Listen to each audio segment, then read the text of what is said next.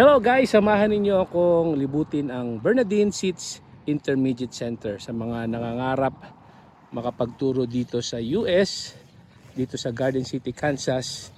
Iisa-isahin ko ang mga schools dito sa Kansas City, Garden City, Kansas, USA.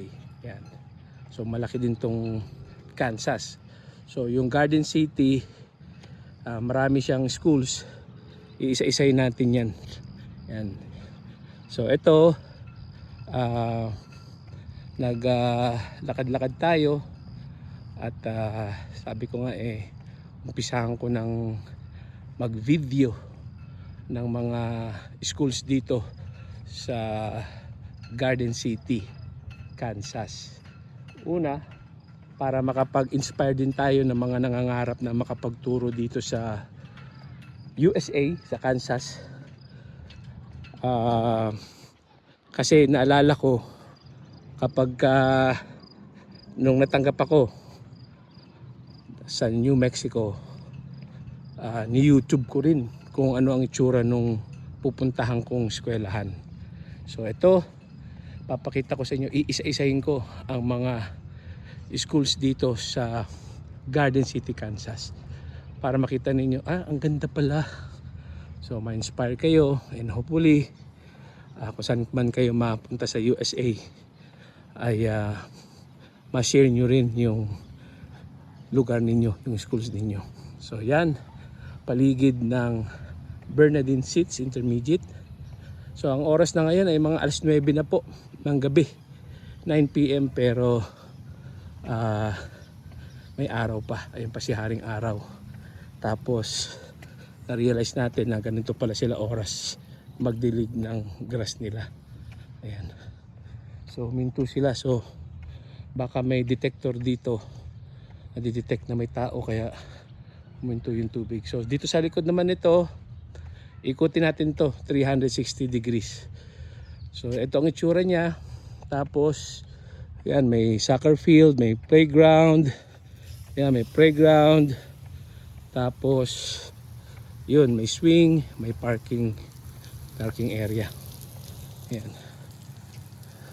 Up, ayun yung tubig. Yan, iwasan natin, Yan, so far hindi pa ako nababasa. Yan, magaling tayong umilag. Yan. Yung mist niya ang sarap, ang lamig. Yan. Ayun, nabasa ako. Hindi ko napansin yun. So ito itsura niya.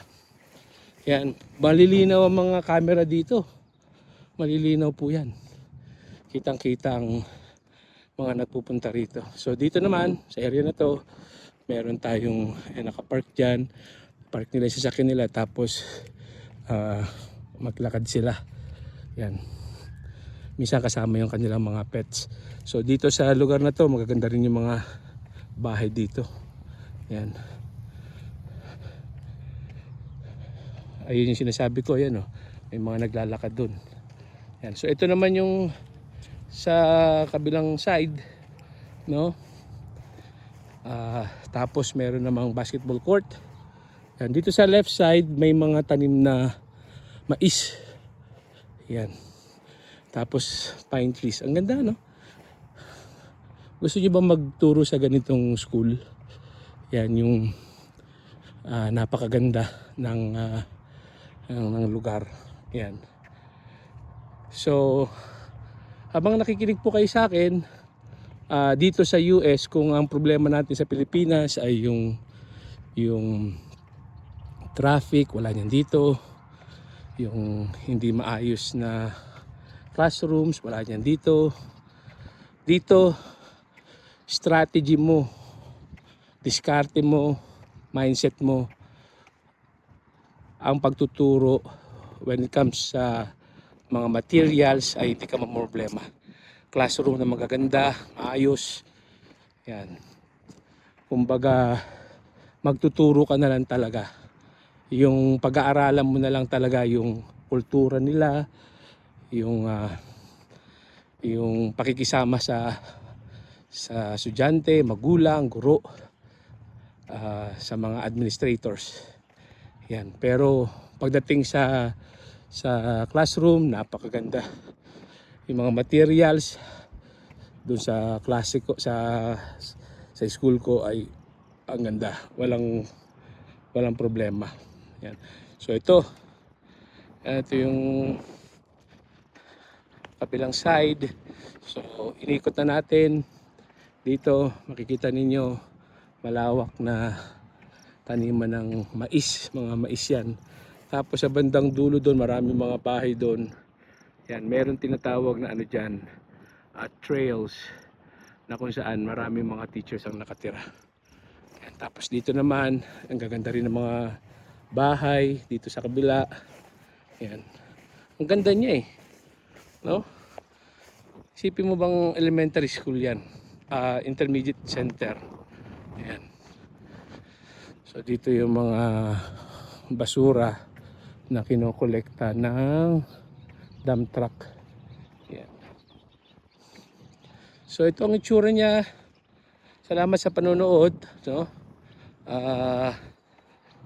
Kung kayo ay may mga kilala, kaibigan na nangangarap makapunta sa US, ngayon J1 visa ang pwede, PM nyo lang ako. At may kakilala tayo, yung nagpaalis sa akin ng Teach USA, ay patuloy ko pa rin na nire-recommend. Yan. Isang agency na nagbago ng buhay naming pamilya sapagkat natulungan kaming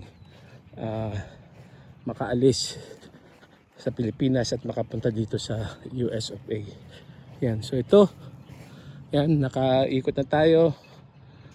Bernardine Seats Intermediate Center. Maraming salamat sa inyong panonood.